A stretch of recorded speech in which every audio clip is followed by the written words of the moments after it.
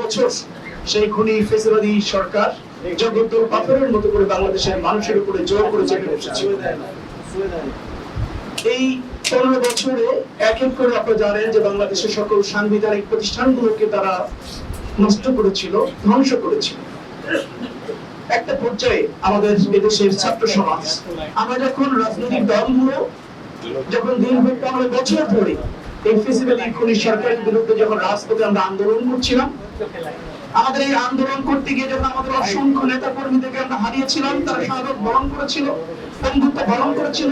আমাদের শত শত হাজার হাজার নেতা কর্মীরা যখন দিনের পর দিন, মাসের পর মাস, বছরের পর বছর যখন জেলখানার সে অন্ধকার প্রকোষ্ঠে যখন দিন পার করছিল, আমরা আমাদের এত আন্দোলনের মধ্যে দীর্ঘ 15 বছরের মধ্যে আমরা কিন্তু খুনি হাসিনা সরকারের আমরা পতন করতে সক্ষম হইনি। শুধু তাই নয়, আজকে অনেক মানুষ বলেন যে দীর্ঘ 15 বছরের আন্দোলনে যারা বড় বড় রাজনৈতিক দলগুলো ছিলেন, তারা বাবুল ট্রাক পর্যন্ত সে তাদের বাসার সামনে থেকে সরাতে সক্ষম হয় নাই। থেকে তারা বাংলাদেশে দেশের বাইরে উন্নত ট্রিটমেন্টের জন্য কিন্তু তারা কোনো উদ্যোগ নিতে পারেনি, কোনো ব্যবস্থা তারা গ্রহণ করতে পারে নাই।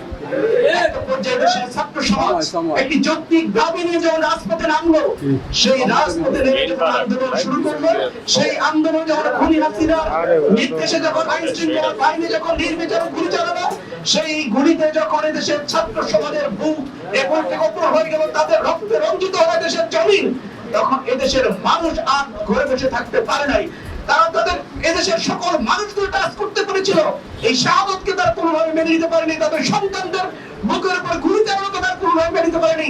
একটা পর্যায়ে এই যৌক্তিক আন্দোলনের সাথে আপামর জনতা একত্রিত হয়ে আমরা দেখেছি এমন একটি গণ অভ্যুত্থান সংগঠিত হলো, এমন একটি দুর্বার আন্দোলন হলো, যে দুর্বার আন্দোলনের কারণে একটা পর্যায়ে খুনি হাসিনা ফেসিবাদ হাসিনা বাংলাদেশ থেকে পালিয়ে যেতে বাধ্য হলো। এই পতনের পরেই আমাদের রাজনৈতিক নেতৃবৃন্দ একের পরে জেলখানা থেকে বের হয়েছে। আমাদের নেতৃবৃন্দ একের পরে দেশের বাইরে গিয়ে চিকিৎসার সুযোগ পেয়েছে।